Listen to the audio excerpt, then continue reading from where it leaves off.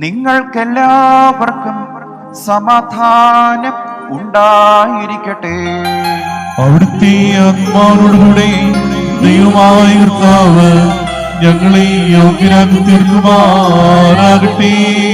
ജീവൻ നൽകുന്ന പ്രഖ്യാപനമായ നമ്മുടെ കർത്താവായ യേശു മിശിഹായുടെ വിശുദ്ധായ എവൻഗേലിയോൻ ലോകത്തിന് ജീവനും രക്ഷയും ഘോഷിക്കുന്ന വിശുദ്ധനായ മർക്കോസ് എവൻഗലിസ്തായിൽ നിന്നും.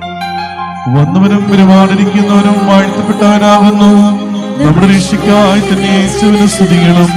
നാം എല്ലാവരും ഈ അനുഗ്രഹങ്ങളും എന്നേക്കും ഉണ്ടായിരിക്കട്ടെ.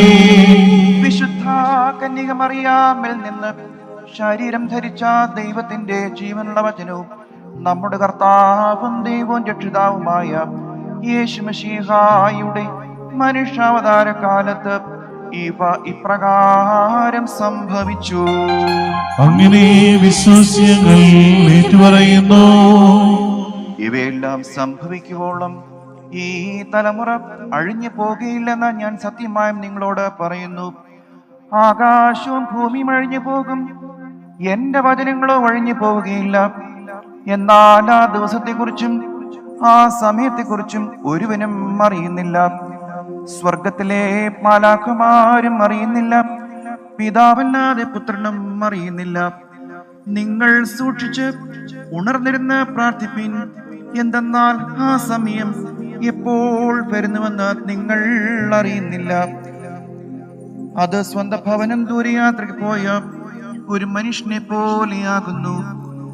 അവൻ തന്റെ ദാസന്മാർക്ക് ചുമതലയും ഓരോരുവനും ഓരോരോ വേലയും കൊടുത്തിട്ട് വാതിൽ കാവൽക്കാരനോട് ഉണർന്നിരിപ്പാനും കൽപ്പിച്ചു.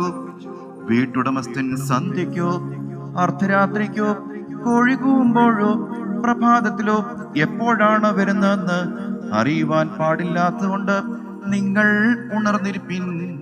ഒരു പക്ഷേ അവൻ പെട്ടെന്ന് വന്ന് നിങ്ങളെ ഉറങ്ങുന്നവരായി കണ്ടേക്കാം.